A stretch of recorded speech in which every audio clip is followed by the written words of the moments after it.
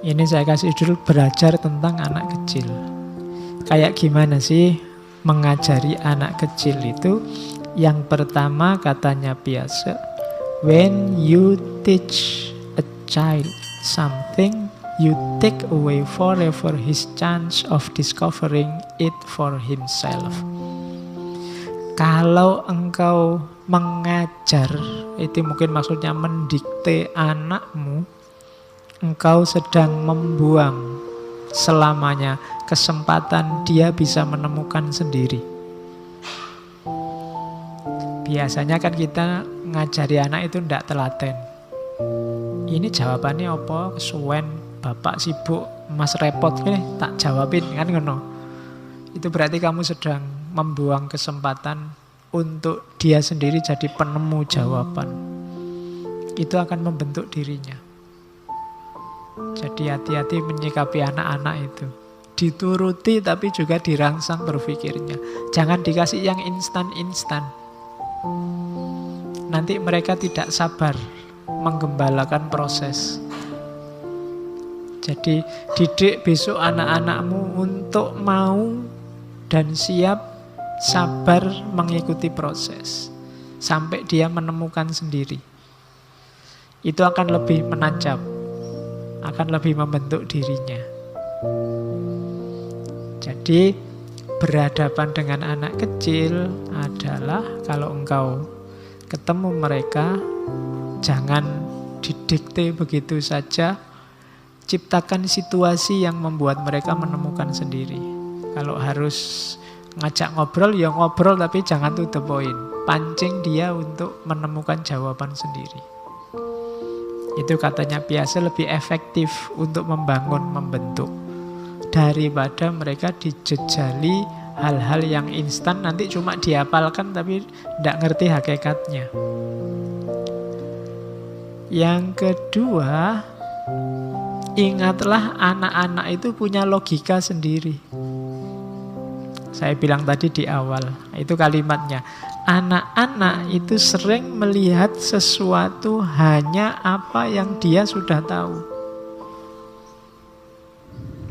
Sebenarnya semua orang, ia memproyeksikan whole of his verbal thought into thing, yang ada di pikirannya terhadap segala sesuatu. He sees mountain as built by man. Dia menganggap gunung itu diciptakan orang. Dia menganggap sungai-sungai itu dulu ada yang menggali. Dia menganggap matahari dan bulan itu yang jalan mengikuti dia. Itu logikanya anak-anak. Jadi kalau kamu ketemu anak-anak, ngomongnya turunkan ke level mereka. Mereka punya cara berpikir sendiri. Kalian sendiri kan dulu juga begitu waktu kecil. Bayanganmu kan ini kalau ilustrasi ceritanya yang biasa ini. Mungkin yang ada di kepalamu dulu waktu kecil, gunung itu orang kerja bakti terus numpuk-numpuk pasir terus jadi dhuwur kan ngono. Membayangkannya kan itu. Atau sungai itu dulu ada yang menggali, duduk siji-siji gitu. Sesuai imajinasimu, sesuai levelmu. Jadi itu anak-anak, maka berhadapan dengan mereka, ayo turunkan level bicaranya ke level mereka. Mereka punya logika sendiri, punya cara berpikir sendiri. Bayangkan, coba lihat anak-anak kecil itu imajinasinya akan main. Mungkin lihat kacamata, kalau kita yang orang dewasa kacamata ya kacamata, tapi di tangan anak kecil ini bisa jadi tembak-tembakan, mobil-mobilan. Itu akal mereka. Misalnya, oh ini mobil terbang, pesawat terbang, gitu kan. Kalau kamu, itu ndak cerdas itu kacamata kok dianggap pesawat. Itu kan kita begitu. Itu mematikan mereka. Mereka punya dunia imajinasi sendiri. Kalau lingkungannya tidak merespon, tidak menanggapi, daya kreativitas yang luar biasa ini bisa mati. Ini kan daya imajinasi yang luar biasa, yang bisa memicu orang jadi kreatif. Kalau sejak kecil imajinasi ini ditertawakan, tidak akan berkembang. Sama kayak anak yang banyak tanya tadi, kalau sejak kecil terus dimarahin terus sama orang tuanya, lama-lama dia tidak berani tanya lagi. Itu apa? Ini apa? Dah anak kecil, jangan cerewet. ya sudah, wassalam, dia besok tidak akan berkembang daya ingin tahunya. Dan kalau daya ingin tahunya nggak berkembang, dia tidak akan jadi ilmuwan. Kita kehilangan satu aset. Ya kan? Kamu ketawain dia main, masa gini kok dianggap pesawat, anak kecil dasar. Ya memang dia anak kecil. Yang dasar itu yang tua. Masa sama anak, beraninya sama anak kecil. Jadi yang kedua itu, mereka punya logika sendiri. Kita sendiri waktu kecil dulu kan juga begitu. Jangan kan gitu. Mereka kamu ceritain Tuhan aja, mungkin dia sekarang punya gambar Tuhan di kepalanya sesuai imajinasi mereka. Mungkin zaman saya kecil dulu bayangannya ada di atas, jenggotnya panjang, pakai jubah besar, terus lihat ke bawah gini. Itu kan imajinasi main mereka. Ya biarkan sesuai imajinasinya, tuntun mereka sampai menemukan sendiri, nggak usah dimarahi. Wah, musyrik itu dek, mikir gitu. Ya itu levelnya mereka. Itu levelnya mereka. Itu kayak maka ngajari anak kecil ya perhatikan levelnya. Oke, yang ketiga, every time we teach a child something, we keep him from inventing it himself. Sama kayak yang pertama tadi lah.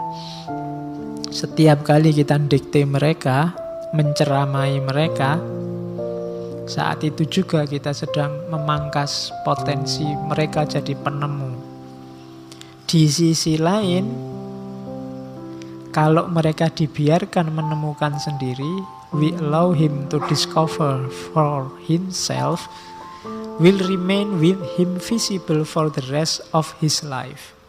Kalau dia menemukan sendiri, maka temuan ini akan berguna terus sepanjang hayat mereka. Kenapa? Lebih nempel. Hasil discovery mereka sendiri, bukan sesuatu yang dijejalkan ke kepala mereka.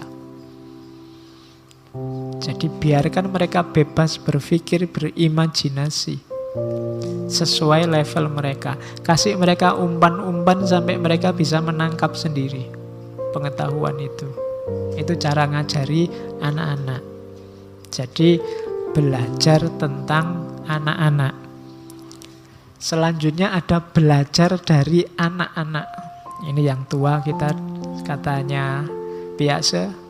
Tidak cuma belajar tentang anak, kita juga harus belajar dari anak-anak. Yang pertama apa? Katanya biasa, belajarlah dari anak-anak tentang hidup bersama. Children's games constitute the most admirable social institution.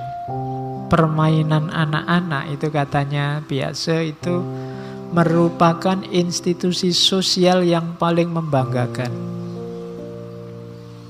Di sana ada aturannya, ada hukumnya, ada undang-undangnya, disepakati bersama, dipatuhi bersama. Kadang konflik tapi terus rukun lagi cepat. Kalau main kan gitu. Main catur misalnya, kayak anak-anak itu kan ada aturannya dan semua patuh. Tidak ada undang-undangnya, tidak ada polisinya, ya patuh. Kuda harus L, ya terus L. Tidak bisa ijtihad, kita kan manusia kreatif. Butuhnya sekarang Z bukan L. Disepakati ya, kuda tidak begitu.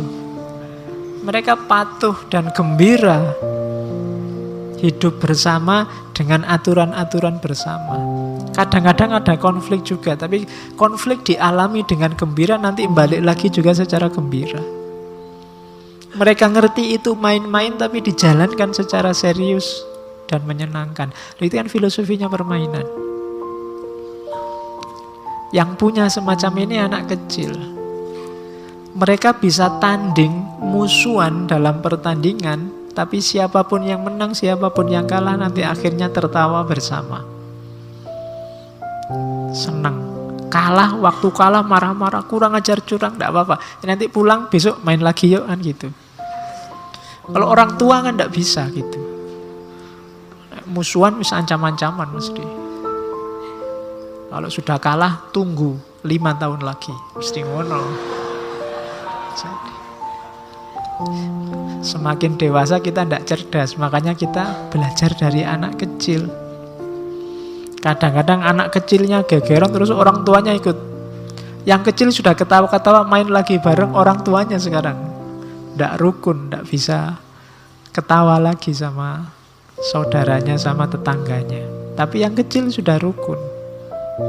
Itu tidak pinternya orang dewasa.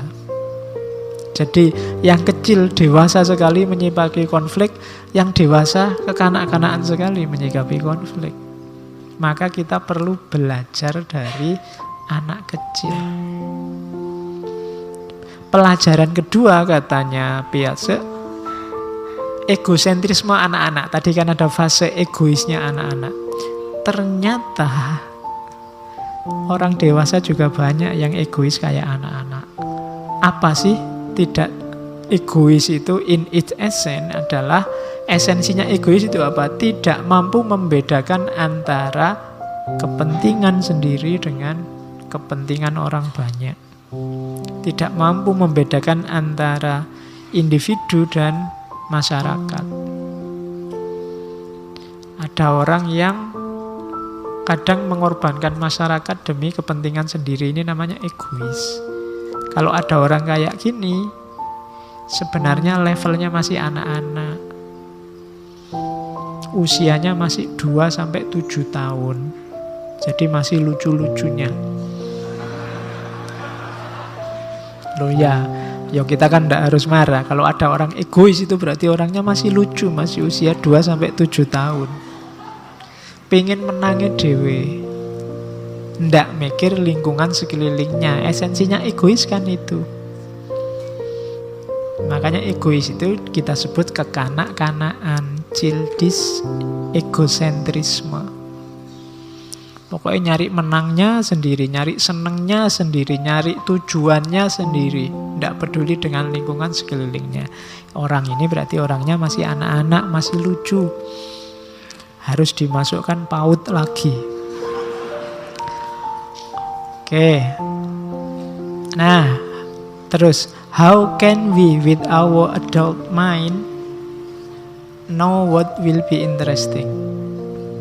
Kita ini kan sudah terlalu banyak tersituasikan oleh lingkungan sekeliling. Kita ndak kritis lagi, ndak banyak ingin tahu lagi. Kita merasa hidup sudah berjalan seperti biasa. Gimana caranya kita bisa kayak ilmuwan kritis, menemukan banyak hal baru? Katanya Piaget, ikutilah anak kecil. Anak kecil itu apapun jadi hal yang baru dan menyenangkan. You can find out something new. Kalau kalian ikuti, coba lihat anak kecil itu. Saya bilang tadi loh, ini kacamata bagi kalian kan tidak menarik, tidak ada apa-apanya. Di mata anak kecil dia menarik. Bisa jadi motor-motoran, mobil-mobilan, pesawat-pesawatan. Tidak ada yang biasa-biasa bagi anak kecil. Kamu ngajak adikmu yang kecil nanti ke sini, mbok lihat karpet agak ngelingkap ujungnya, itu bagi dia menarik. Nanti mungkin diputer-puter dia. Banyak hal menarik sekelilingmu sebenarnya. Banyak hal yang bisa ditemukan. Banyak hal baru yang bisa dirumuskan. Cuma kita sangat tersituasikan oleh rutinitas keseharian sehingga tidak ketemu itu. Sarannya Piaget, ikuti anak kecil. Follow the child. Akan ketemu betapa menariknya hidup kita, lingkungan sekeliling kita, keseharian kita. Tidak ada yang biasa-biasa, semuanya luar biasa menarik kalau kita geluti satu-satu.